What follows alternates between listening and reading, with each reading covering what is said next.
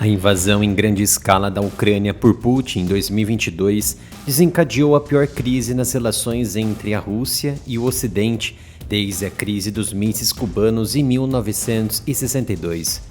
As decisões ocidentais adotadas até então vão desde novos fornecimentos de armas com o aumento das suas capacidades técnicas e de longo alcance, e instrutores da OTAN em vários países treinando militares e sabotadores ucranianos para sua participação em operações dentro do território russo.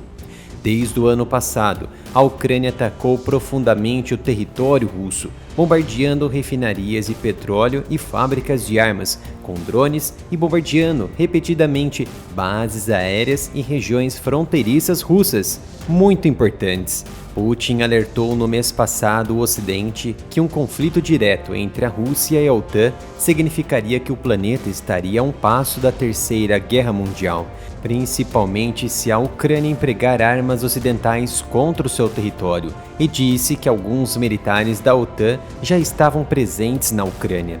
Para as cabeças políticas russas, o enfraquecimento da Federação Russa como concorrente econômico e político e a sua subsequente remoção do mapa político do mundo através do desmembramento são os objetivos estratégicos de longo prazo de Washington, Londres e dos países do Ocidente coletivo controlados por eles. Os Estados Unidos e os seus aliados negam que queiram destruir a Rússia, embora considerem a Rússia como um inimigo e Putin como um ditador que está levando a Rússia à sua ruína estratégica.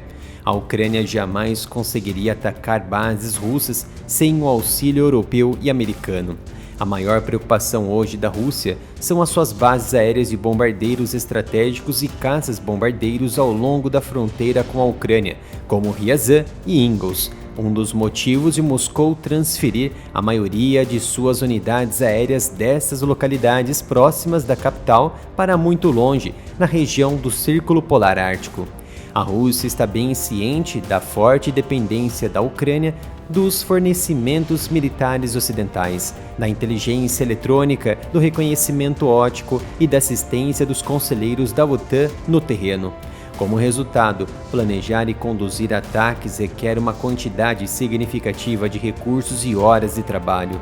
E nem a Ucrânia e nem a OTAN querem se arriscar a gastar seus recursos já escassos enquanto conduzem ataques arriscados com profundidade no território russo. Mesmo assim, a Rússia, desde março deste ano, vem modificando as suas aeronaves e bases aéreas posicionadas no flanco oeste, em especial aquelas nos arredores de Moscou. Especialistas em análise de imagens de satélite notaram que a Rússia ampliou a pintura de alguns dos seus principais bombardeiros estratégicos, especificamente os Tu-95MS e Tu-160M Cisne Branco, com um novo padrão de camuflagem. Acredita-se que não seja mais uma tentativa de protegê-los de possíveis ataques de drones e mísseis realizados pela Ucrânia. A expansão desse trabalho pode confirmar que a metodologia vem entregando resultados. Por exemplo, em março, algumas aeronaves foram observadas na base aérea de Ingles, situada a cerca de 800 km a sudeste de Moscou, com uma pintura camuflada e destacando-se das demais aeronaves. Essas medidas foram descobertas no ano passado, principalmente após Moscou empregar pneus de borracha de carros em cima das estruturas de seus bombardeiros para protegê-los de ataques de drones kamikazes, além de pintar as silhuetas, possivelmente como iscas. A base de Ingles também é a mesma estação aérea militar, juntamente com a base de Diaghilevo, que viu a Ucrânia conduzir ataques em grande escala usando drones de reconhecimento de alta velocidade transônica, o Tupolev Strizh-141 modificados, da era soviética para ataques terrestres, uma adaptação notável que trouxe grandes prejuízos a Moscou. Para escapar desses ataques, os militares russos passaram a empregar métodos baratos para confundir os militares ucranianos que empregam drones principalmente nas sombras da noite. Torne-se um membro do canal e me ajude a continuar o trabalho no YouTube. Basta clicar no botão Seja Membro para você assistir aos vídeos antes de todos e ter seus comentários destacados. O Tu-95MS e o Tu-160 são as principais aeronaves de ataque aéreo de longo alcance do inventário da Rússia, usadas para atacar alvos militares e civis em cidades ucranianas usando mísseis como a KH-101 e bombas planadoras. A Ucrânia tem tentado frequentemente atingir esses bombardeiros e a Rússia prevê que as suas bases no extremo oeste, perto da Ucrânia, estarão sob constante ameaça. Outras aeronaves como o Ilyushin Il-76 também passou a ser modificada com cores de camuflagem que dificultam a observação por drones aéreos ucranianos. Não está claro se estas são as únicas aeronaves modificadas com pinturas de camuflagem ou se outras aeronaves também estão sendo empregadas nesse processo. Mas sabe-se que a base de Ingels 2 é uma das bases aéreas cruciais da Rússia e serve como base para regimentos de aviação de bombardeiros pesados. Os bombardeiros Tu-160 e Tu-95 mais empregados por Moscou estão utilizando um esquema de pintura mais escuro e quase se funde com o solo, com contornos pouco visíveis. Algumas imagens de satélite de setembro do ano passado revelaram que a Rússia colocou pneus excedentes nas asas e na fuselagem desses aviões. Os especialistas explicaram que os pneus foram estrategicamente posicionados para desviar qualquer ataque dos drones antes que eles pudessem atingir a fuselagem do avião.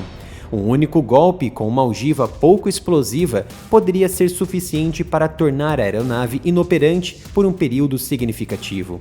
A ideia por trás do novo esquema de pintura é tornar as aeronaves difíceis de serem detectadas por câmeras ópticas. Existe a possibilidade de que Moscou também ampliou a criação e posicionamento de aeronaves chamariz ou silhuetas estrategicamente posicionadas para criar alvos falsos.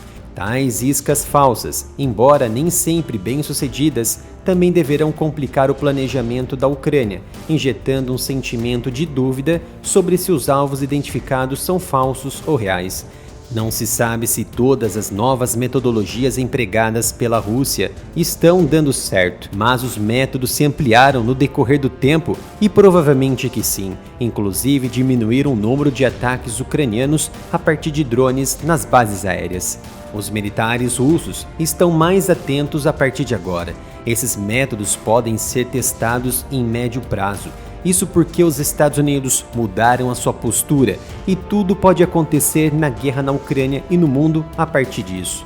Durante entrevista na quarta-feira, 15 de maio, o secretário de Estado americano Antony Blinken destacou que os Estados Unidos não proíbem a Ucrânia em atacar a Federação Russa com suas armas, dizendo que no final é a própria Ucrânia quem decide como travar a guerra, mudando a postura de Washington de longa data, aumentando assim o risco de Vladimir Putin reagir nuclearmente contra o Ocidente. Pessoal, criei um novo canal, o Analytics, para manter o meu trabalho vivo aqui no YouTube, diante das penalidades que estamos sofrendo e para novos projetos no futuro. Peço para se inscrever no novo canal e, se for possível, ajude através de um Pix para canalareamilitaroff@gmail.com.